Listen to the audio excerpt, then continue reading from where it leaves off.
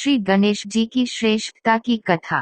सभी धार्मिक कार्यों और पूजा पाठ में सर्वप्रथम गणेश जी की पूजा की जाती है। गणेश जी को सभी देवताओं में प्रथम पूज्य माना गया है। गणेश जी की पूजा के बगैर कोई भी शुभ कार्य प्रारंभ नहीं किया जाता। गणेश जी को शुभ लाभ के दाता और रिद्धि सिद्धि का स्वामी माना जाता है। गणेश जी को ही प्रथम पूज्य क्यों माना गया है, इससे संबंधित कुछ कथाएं धर्म ग्रंथों में वर्णित है, जो इस प्रकार हैं। एक, पूर्व काल में एक बार देवताओं ने माता पार्वती को अमृत से तैयार किया हुआ एक मोदक दिया, जिसे देखकर उनके दोनों बालक कार्तिकेय और गणेश माता से मोदक मांगने लगे। तब माता पार्वती ने उनकी बुद्धि को परखने के उद्देश्य से मोदक के महत्व का वर्णन करते हुए उनसे कहा कि तुम में से जो धर्माचरण के द्वारा श्रेष्ठता प्राप्त करके सर्वप्रथम सभी तीर्थों का भ्रमण कर आएगा, उसी को मैं यह मोदक दूंगी। माता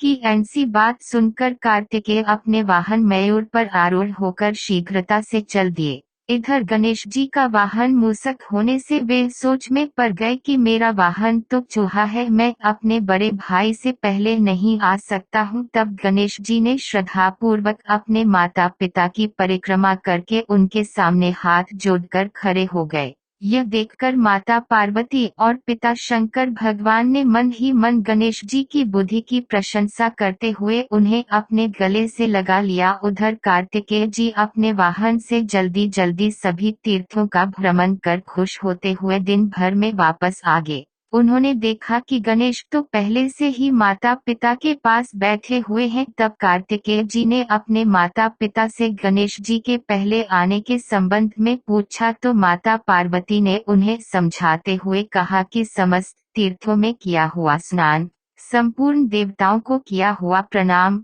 सब यज्ञों का किया हुआ अनुष्ठान तथा सभी प्रकार के व्रत, मंत्र, योग और संयम का पालन, ये सभी साधन माता पिता के पूजन के 16वें अंश के बराबर भी नहीं हो सकते। इसलिए यह गणेश सैकड़ों पुत्रों सैकड़ों गणों से भी बढ़कर है। इसलिए यह मोदक मैं गणेश को ही अर्पण करती हूँ तथा माता पिता की भक्ति के कारण ही इसकी प्रत्येक यज्ञ में सबसे पहले पूजा होगी। और इस प्रकार तभी से प्रत्येक धार्मिक अनुष्ठान में गणेश जी को सर्वप्रथम पूजा जाता है। एक अन्य कथा के अनुसार एक बार सभी देवताओं में विवाद हो गया कि उनमें श्रेष्ठ और प्रथम पूज्य कौन है। आपस में कोई निष्कर्ष न निकलता देख सभी देवता त्रिदेव अर्थात ब्रह्मा, विष्णु, महेश के पास गए और पूरी बात बतलाई। देवताओं की बात सुनकर भगवान शिव ने कहा कि सभी देवताओं को पृथ्वी की परिक्रमा करनी होगी है, और जो सबसे पहले परिक्रमा कर वापस आएगा वही सबसे श्रेष्ठ कहलाएगा। भगवान शिव ने गणेश जी और गणेश जी के बड़े भाई कार्तिकेय जी को भी प्रतियोगिता में भाग लेने के लिए कहा। सभी देवता अपने अपने वाहनों पर सवार होकर निकल पड़े पृथ्वी की परिक्रमा करने। भगवान गणेश का वाहन चूहा था। गणेश जी ने पृथ्वी की परिक्रमा न करते हुए अपने माता पिता अर्थात भगवान शिव और माता पार्वती की परिक्रमा की और उनके आगे हाथ जोड़कर खड़े हो गए। इधर सभी देवता पृथ्वी की परिक्रमा करके लौटे और देखते हैं गणेश जी ने पृथ्वी की परिक्रमा न करके अपने माता पिता की परिक्रमा की है। ब्रह्मा जी ने गणेश जी को प्रतियोगिता का विजेता घोषित किया। कई देवताओं ने कहा कि गणेश जी ने तो पृथ्वी की परिक्रमा की ही नहीं है। इस पर ब्रह्मा जी ने कहा, इस संसार में माता पिता से बढ़कर कोई भी नहीं होता है। माता पिता की सेवा से बढ़कर संसार में कुछ भी नहीं है। गणेश ने माता पिता की परिक्रमा कर पृथ्वी की परिक्रमा से अधिक पुण्य फल प्राप्त किया है और अपनी बुद्धि और पितृभक्ति का परिचय दिया है। गणेश ही सभी देवों में श्रेष्ठ होने के योग्य हैं।